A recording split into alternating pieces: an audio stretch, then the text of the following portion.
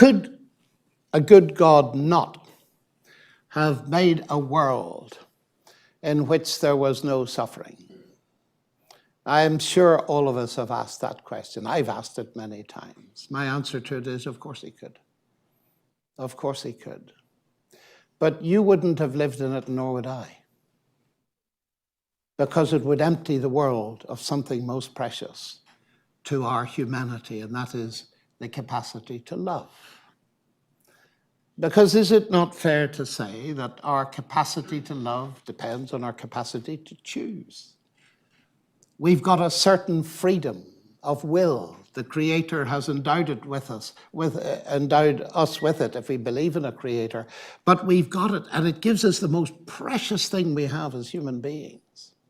And the problem is, if you create a world like that, then choice to be real has to go in two directions. You can choose the good or you can choose the evil, and that has consequences.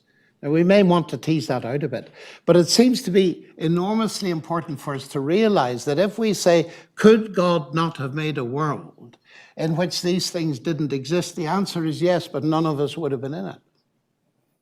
God took a risk in making this world. That's true. But you know, I'm old enough to be a grandfather. I took a risk in having children. I'll never forget it. Holding the first little girl, well, I've only got one girl, in my arms. I'm thinking, you know, this child could grow up to say no to me. Perfectly possible. Well, why have a kid? You see, it's interesting when you drop it from the divine level just to the ordinary human level. Because we cannot insist that our kids are pre-programmed to behave as we would like them to. And as they grow up, we see that we've got powerful personalities emerging in our house over which we've got no control anymore. You'll discover it, you folks. You know, you wait, you'll see. It's a very real thing. But it helps me get into this a little bit. Because God isn't a theory or a person. We're not talking about robotics. And really what it boils down to is this: would I prefer a robotic wife or a real wife? You know, a wife with a kind of iPad here, and you come home and there's a big K for kiss, and you go, kiss, and you get a robotic kiss. It'd be no fun, would it? It'd just be a pre-programmed response. It would have no meaning.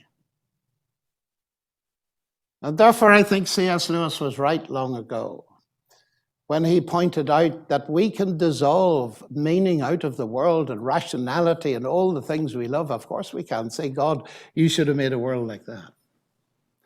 But we're left in a world where real choices have consequences. And unfortunately, some of them are absolutely disastrous. So instead of saying, well, should a good God have done this? And we can argue, and many of us have done till midnight and later, day after day after day, and none of us have ever come to a satisfactory conclusion of that sequence of arguments.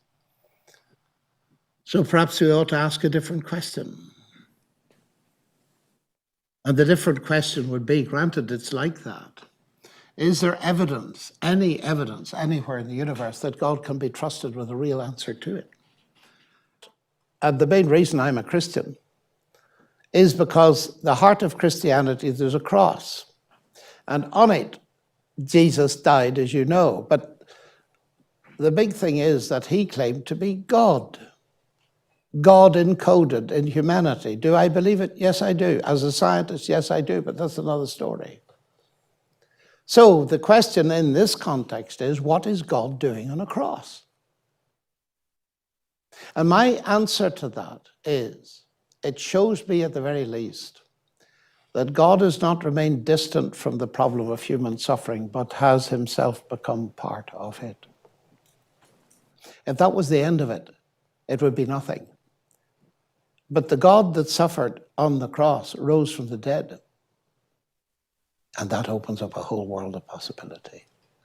It opens up at the level of moral evil, not only the possibility, but to my mind, the certainty that there's going to be a final judgment, that terrorists are not going to get away with it, that the bombers of 9/11 are going to face it. That is what backs up your conscience and tells me that it's not an illusion, that morality is not an illusion because it's got a backup. But secondly, I do believe as I sit here that God is a God of compensation. I believe firmly that if you could see what God has done with people like that ultimately, your questions would stop. That's what I believe. But it depends crucially on the fact that there's someone in space, time, and history who's suffered and risen from the dead. Atheism doesn't have that. It is nothing.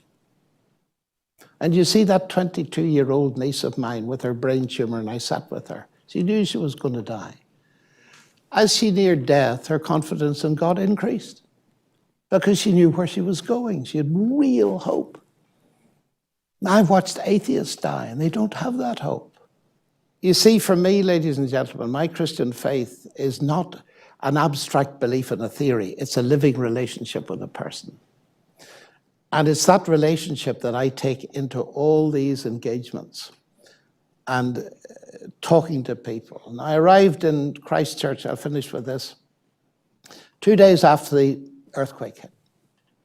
I had to speak at the biggest church gathering I had in many years, and sitting in front of me were people who'd lost their husbands because a wall fell on them in their office, and people that felt guilty because the wall fell on their colleague and didn't fall on them. This awful, terrible mess. And I spoke along the lines I've spoken to you, and one of the most moving things to me was a letter I got from a lady who lost her husband. She said, I couldn't stay to see the people, but she said, I just want you to know that in what you said about Christ, the cross, and the resurrection, I see the first glimmer of hope.